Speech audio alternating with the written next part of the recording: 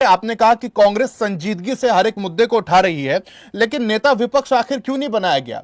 भाई हमने पिछली बार देखा जो है शीतकालीन सत्र हो गया, बजट सत्र हो गया, बिना नेता विपक्ष के उम्मीद की जा रही थी कि मानसून सत्र जो है कम से कम विपक्ष के नेता का ऐलान हो जाएगा। एक बात, और दूसरा ओंकार जी ने इस बात का जिक्र किया कि विपक्ष में होने के नाते कांग्रेस फेल दिखाई दी। दो सवाल है सर।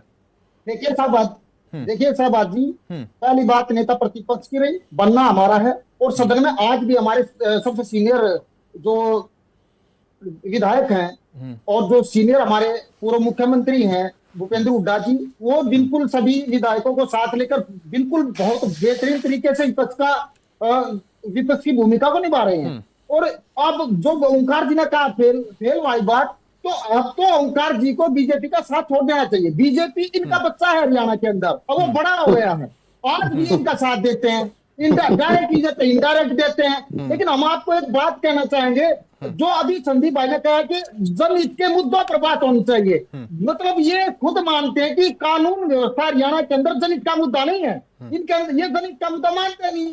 मनीषा सीएम नायब सिंह सैनी कह रहे कि भाई आपके कार्यकाल में तो एफआईआर तक नहीं होती थी। सर ये गंभीर आरोप लग रहे हैं आप पर। वो कह रहे कि आपके कार्यकाल में तो एफआईआर तक नहीं होती थी।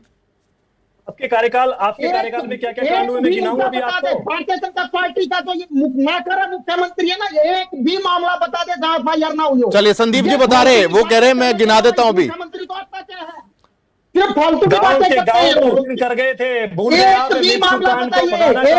गए कैसे गांव के गांव पलायन कर गए थे भैया आपकी सरकार में। क्या बात कर रहे हैं आप लोग, कैसी कानून व्यवस्था, कैसे दलितों पे अत्याचार होते थे आपकी सरकार में, किसी को पता नहीं है क्या? बिल्कुल 15 साल से सत्ता से बाहर है क्योंकि आप लोगों का शासन देखा है हरियाणा की जनता ने। क्यों 15 साल से आप सत्ता से बाहर एक एक करके प्लीज राकेश एक बात का जवाब दीजिए, क्यों 15 साल से सत्ता से बाहर है आप लोग? बनाते हैं आप लोगों को 15 साल से सत्ता से बाहर क्यों है? क्योंकि हरियाणा की जनता ने आप लोगों की जितनी बेहतरीन सरकार ने किया तो जनता ने चुना क्यों नहीं आपको? इतना अच्छा शासन आपने दिया, जनता ने क्यों नहीं चुना आपको? फिर क्यों नहीं चुना जनता ने आपको? अरे ठीक है राकेश साहब ठीक है, मैं ओंकार जी के बाद भी जाऊंगा, फिर मैं वरिष्ठ पत्रकार जो है सुरेंद्र जी की ओर भी जाऊंगा। ठीक है राकेश साहब, एक महत्वपूर्ण बात। ठीक है वोट चोरी पर बचाने के लिए इस प्रकार के इलेक्शन कमीशन कह चुका है, किसने किए, क्या हुई है इलेक्शन कमीशन वोट चोरी पर कह चुका है।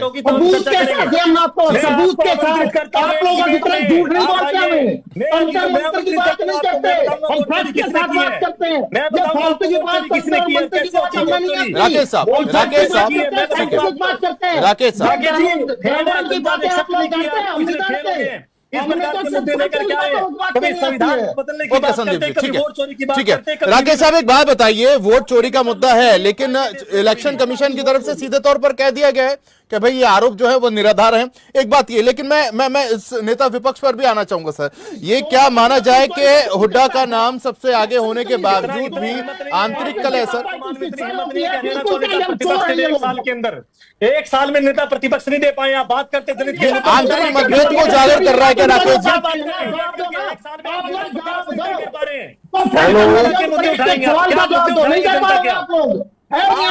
मुद्दे क्या उठाएंगे भैया? ओके प्लीज एक आपने पूरे सिस्टम को चोर बना दिया, प्रशासन आपका चोर। आप मनीषा वाले मामले में आप देख लो, कभी कुछ कह रहे हैं, आपका प्रदेश अध्यक्ष कुछ कहता है, मुख्यमंत्री कुछ कहता है, ढोल की पोलो आप लोग कुछ नहीं। ठीक है राकेश साहब सवाल सुन लीजिए प्लीज सर, काम करते हो, सवाल सुन लीजिए सर, फिर आप सिर्फ चिल्ला रहे हैं सर। एक मिनट, सवाल सुन लीजिए सर, सवाल सुन लीजिए। क्या आंतरिक मतभेद उजागर हो रहा है? आंतरिक मतभेद उजागर हो रहा है या फिर उजागर हो जाएगा इसलिए नेता विपक्ष नहीं चुना गया है? इस सवाल का जवाब दीजिए, फिर मैं इनेलो के पास जाऊंगा, ओंकार जी के पास, फिर सुरेंद्र भाटिया जी। साहबाजी हमारी पार्टी में कोई आंतरिक मतभेद नहीं है। यही बीजेपी के प्रवक्ता, इनेलो के प्रवक्ता कहते थे जिलाध्यक्ष घोषणा होंगे, पार्टी टूट जाएगी, लोग भाग जाएंगे, कुछ नहीं भागा। सिर्फ हमारी पार्टी अगले चुनाव को ध्यान में रखते हुए बिल्कुल सिस्टमेटिक तरीके से चल रही है और उसी का हिस्सा नेता प्रतिपक्ष भी रहेगा हमारा। अगले चुनाव में तो बहुत समय, उस दौरान तो कई सत्र आएंगे। अगले चुनाव तो बहुत दूर है, उस दौरान जो है कई सत्र आएंगे।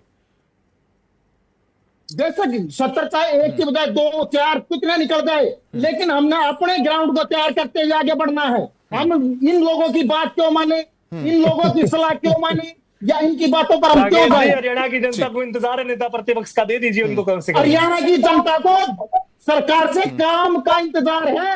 हरियाणा की जनता के काम हो रहे हैं। देश के माननीय मुख्यमंत्री जी 18 घंटे कहाँ खड़े होकर के उनके लिए काम कर रहे हैं, उसकी चिंता मत कीजिए आप। ओके, लेकिन मुद्दे कई गंभीर है, जलभराव का मुद्दा भी है संदीप जी, उन सवालों के साथ भी मैं आऊंगा। ठीक है ओंकार जी, उसकी चिंता करने के लिए बैठे हैं आप, मत चिंता कीजिए उसकी, आप अपनी चिंता कीजिए कम से कम। ओंकार जी, कांग्रेस की तरफ से आपको फिर एक बार, चुनाव में अमूमन ये सुना जाता कि INLD जो है बीजेपी की टीम कांग्रेस बताती थी, एक बार फिर से इस बात का इशारा जो है राकेश सौदा जी करते हुए नजर आए। और क्या सत्र में इनेलो की भूमिका कमजोर रही या फिर आने वाले समय की बात करते हैं उसमें मजबूती से इनेलो मुद्दों को उठाती हुई नजर आएगी? क्योंकि इनेलो क्षेत्रीय दल है और क्षेत्रीय मुद्दे बहुत गंभीर हैं, संभवतः आप अच्छे से जानते हैं। प्रभात जी, मैं उम्मीद करूंगा कि अब मेरे बीच में मेरा भाई संदीप नहीं बोलेगा, अपने जी बोलिए आप, बोलिए। मैं हाथ जोड़ के बेनती भी करूंगा, अपने अपने समय पे बोलो, मुद्दा बहुत जबरदस्त